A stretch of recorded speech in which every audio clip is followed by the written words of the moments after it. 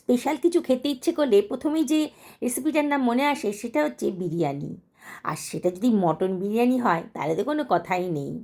কলকাতার আলু দিয়ে মটন বিরিয়ানি, আহা! কিনতে গেলে কিন্তু অনেক খরচ পড়ে যাবে। আর সহজ উপায়ে বাড়িতেই বানানো যায় এই মটন বিরিয়ানি। চলুন তাহলে আজকে মটন বিরিয়ানি বানিয়ে ফেলি। 750 গ্রাম মতন মটন নিয়ে নিয়েছি, আগে থেকে ধুয়ে পরিষ্কার করে নিয়েছিলাম। হাফ টি চামচ মতো লবণ, হাফ টি চামচ মতো হলুদের গুঁড়ো, 1 টেবিল চামচ ধনের গুঁড়ো, 1 টেবিল চামচ জিরের গুঁড়ো আর 1 টেবিল চামচ মতো লঙ্কার গুঁড়ো দিলাম।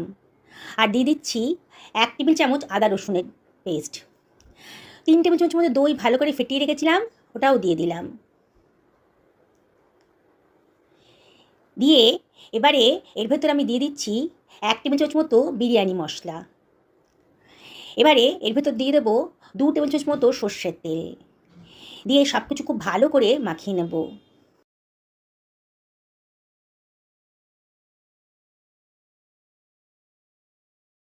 এবার ঢাকা দিয়ে মিনিট 10 জন্য রেখে দিলাম।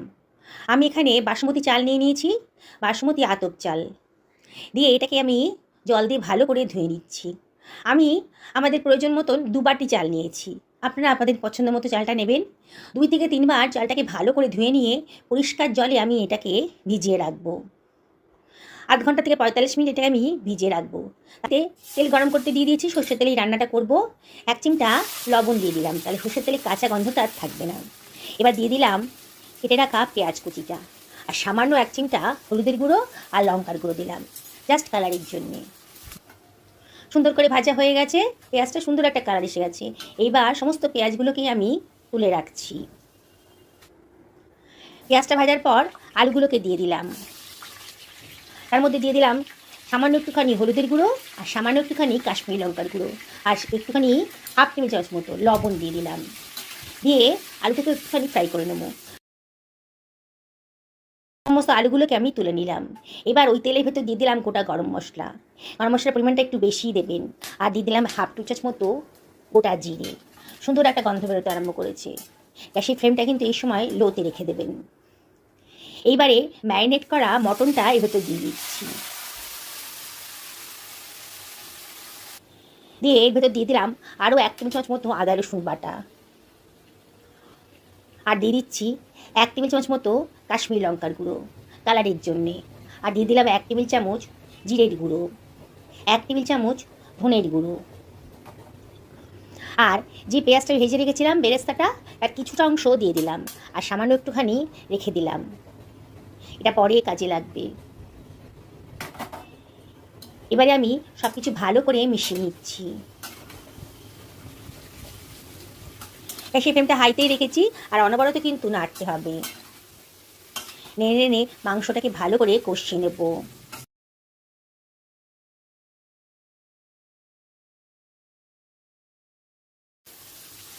নিয়ে এবারে এটাকে আমি ঢাকা দিয়ে মিনিট 2-3 রান্না করে নেব, মিডিয়াম টু লো ফ্লেমে। দেখুন মাংসের গা থেকে কিন্তু একটা জলও বেরিয়েছে। আবারও একটুখানি নাড়াচাড়া করে দিচ্ছি।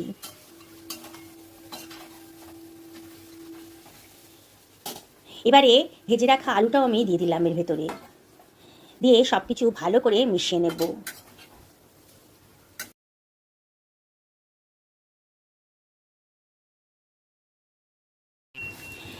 দেখুন এবার মাংস আর আলুটাকে আমি এটা প্রেশার কুকারের মধ্যে নিয়ে নিয়েছি। কড়াইতেও রান্না করা যেত, কিন্তু টাইমটা অনেকক্ষণ লাগতো। প্রেশার কুকারে দিয়ে দিলে পরে খুব অল্প সময়ের মধ্যে কিন্তু রান্নাটা কমপ্লিট হয়ে যাবে। প্রেশার কুকারে দেওয়ার পর আমি একটুখানি নাড়াচাড়া করে নিলাম। নিয়ে কড়াইটা ধুয়ে একটু গরম জল আমি এর ভেতর দিয়ে দিচ্ছি। চেষ্টা করবেন একটু গরম জল দেওয়ার, রান্নাটাও তাড়াতাড়ি হবে আর রেসিপির কালারটাও খুব সুন্দর থাকবে। জলটা এমন করে দেবেন যাতে মাংসগুলো ডুবে যায়, এই পরিমাণে জলটা দেবেন। 3 সিটে দিয়ে আমি আরও মিনিট 10 রেস্টে রেখে দেবো। আমি একটা হাঁড়িতে জল গরম করতে দিয়ে দিয়েছি, তার ভিতরে দিয়ে দিলাম 2 টেবিল চামচ মতো লবণ। লবণের পরিমাণটা একটু বেশি দেবেন, তাহলে ভাতটা ভালো মতন সুন্দর টেস্টে আসবে আর কি। বেশ খানিকটা দারচিনি দিয়ে দিলাম আর দিয়ে দিলাম কতগুলো ছোটো এলাচের দানা, কতগুলো লবঙ্গ দিয়ে দিলাম। আর দিয়ে দিচ্ছি জিরে হাফ টেবিল চামচ, কতগুলো গোলমরিচের দানাও দিয়ে দিলাম, কতগুলো তেজপাতা দিয়ে দিলাম। দিয়ে সব কিছু ভালো করে মিশিয়ে নিচ্ছি। এবারে আমি এর ভেতর দিয়ে দেবো 2 টেবিল চামচ মতো সাদা তেল। দেওয়ার পর এর ভেতর দিয়ে দিচ্ছি 1 টেবিল চামচ গোলাপ জল। খুব সুন্দর একটা গন্ধ বেরোবে। এবারে সব কিছু ভালো করে মিশিয়ে নিচ্ছি। জলটাকে আমি ফুটতে দেব। এবার যে চালটা ভিজিয়ে রেখেছিলাম, জলটা ঝরিয়ে সেই চালটা আমি দিয়ে দিচ্ছি। আর সব কিছু ভালো করে মিশিয়ে নিলাম। হাই ফ্লেমেই রাখবো। এবার ভাতটাকে আমি ফুটতে দেব। মাংসটা কিন্তু আমার হয়ে গেছে। 10 মিনিট রেস্টে রেখেছিলাম 3টে সিটি দেওয়ার পর। আলুগুলোকে আলাদা করে রেখেছি। একটা বাটির মধ্যে হাফ বাটি দুধ দিয়েছি, তার মধ্যে দিয়ে দিলাম খানিকটা কেশর। দুধটা উষ্ণ গরম আছে। এবার কেশরটা দুধের সাথে ভালো করে মিশিয়ে নিচ্ছি। একটা বড় ডেচকি নিয়ে নিয়েছি। ডেচকির মধ্যে এবার আমি মাংসটা তুলে দিয়ে দিচ্ছি। ঝোল থেকে তুলে আমি মাংসগুলোকে জাস্ট ডেচকির মধ্যে দিয়ে দিচ্ছি। দেখুন কীভাবে বানাচ্ছি। এইভাবে বানাবেন, তাহলে মাংস গলেও যাবে না আর নরম তুলতুলে থাকবে একেবারে। দেখুন সমস্ত মাংসগুলো আমি প্রথমে দিয়ে দিলাম। আমার ভাতটাও কিন্তু বেশ ফুটে উঠেছে।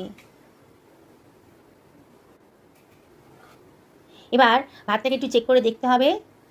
দেখুন 80% মতো কিন্তু ভাতটা সেদ্ধ হয়ে গেছে। এবার আমি গ্যাসের ফ্লেমটা অফ করে দিলাম। খানিকটা মাংসের মধ্যে খানিকটা ঝোল যে ছিল, মাংসের ঝোলটা হাফ বাটির মতো ঝোল আমি এর ভেতর দিয়ে দিলাম। এবার ছাঁকনি দিয়ে ভাতটাকে জল থেকে ছেঁকে নিয়ে 1 হাতা মতো ভাত আমি ছড়িয়ে দিচ্ছি। দেখুন কীভাবে করছি। এইভাবে করবেন, তাহলে কিন্তু দারুণ সুন্দর টেস্টি বিরিয়ানি বাড়িতেই বানিয়ে ফেলতে পারবেন।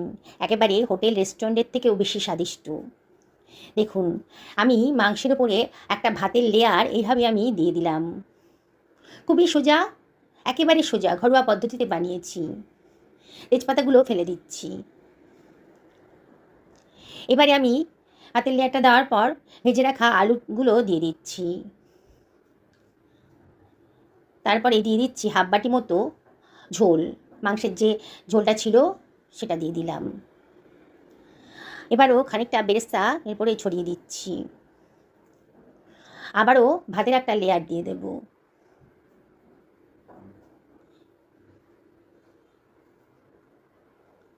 আবারও বেরেস্তাটা পুরোটা দিয়ে দিলাম।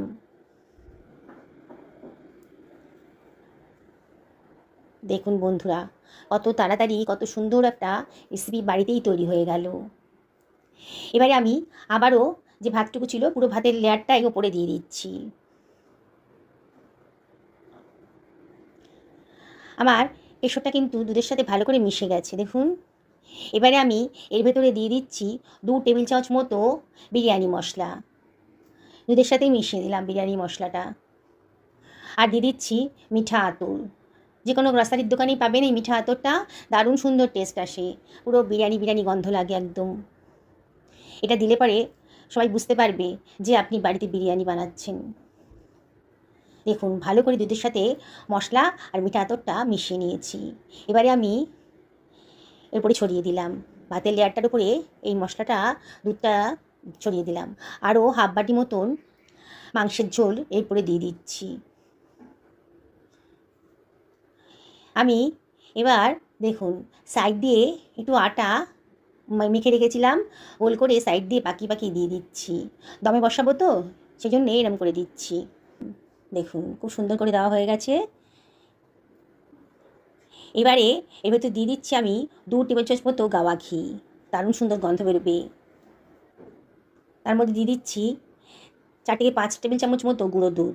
আমার কাছে খোয়া ক্ষীর ছিল না, আপনার কাছে যদি খোয়া থাকে তাহলে খোয়া দিতে পারেন। আমি বললাম না ঘরোয়া পদ্ধতিতেই রান্না করতে পছন্দ করি, হাতের কাছে গুঁড়ো দুধ আছে সেটাই দিয়ে দিলাম। আর দিয়ে দিচ্ছি 2 টেবিল চামচ মতো গোলাপ জল। এবারে আমি ঢাকা দিয়ে দিচ্ছি। ব্যাস চেপে বসেছে ঢাকাটা একবারে। আটার লেয়ারটা আছে তো, একটা তাওয়া বা চাটু গরম করতে দিয়ে দিচ্ছি। বেশ গরম হয়ে গেছে যখন, তখন আমি বিরিয়ানি ডেচকিটা এরপর বসিয়ে দিলাম। আর এবারে ভারী কিছু দিতে হয়, আমি একটা জলের পট জল ভরে এর মধ্যে দিয়ে দিলাম, তাহলে ভারী কিছু দেওয়া হলো। আপনার বাড়িতে নোড়া টোড়া থাকলে পারে, শিলের যে নোড়া থাকে সেটাও দিয়ে চাপা দিয়ে দিতে পারেন। আমি এটা 10 মিনিট হাই ফ্লেমে আর তারপরে আরও 30 মিনিট লো ফ্লেমে রান্না করে নিয়েছি। আরও 10 মিনিট রেস্টে রেখেছিলাম। দেখুন তারপর আমি ঢাকাটা খুলছি। দেখেই মনে হচ্ছে দারুণ সুন্দর একটা বিরিয়ানি তৈরি হয়ে গেছে। দারুণ সুন্দর গন্ধ বেরিয়ে গেছে কিন্তু। ওসিরাও টের পেয়ে গেছে যে বাড়িতে আজকে আমি বিরিয়ানি বানাচ্ছি। দেখুন, একেবারে রেস্টুরেন্টের মতো হয়েছে। কে বলবে যে এটা বাড়িতে বানানো হলো? আর দেখলেন তো কত সহজ পদ্ধতিতে বাড়িতে বানিয়ে ফেললাম। একেবারে ঝরঝরে হয়েছে। দেখুন, চালগুলো কিন্তু একটুও ভেঙে যায়নি। দেখলেন তো কত সহজ উপায়ে সামান্য খরচেই বাড়িতেই মটন বিরিয়ানি বানিয়ে ফেললাম। আর এটা রেস্টুরেন্ট থেকে কিনতে গেলে কিন্তু অনেক খরচ পড়ে যেত। বাড়ির ছোট থেকে বড় সবাই কিন্তু দারুণ মজা করে খাবে। দেখুন, মাংসটা একেবারে নরম তুলতুল করছে।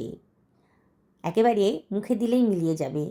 একদিন অবশ্যই বাড়িতে বানিয়ে ফেলুন। সুস্থ থাকুন, ভালো থাকুন।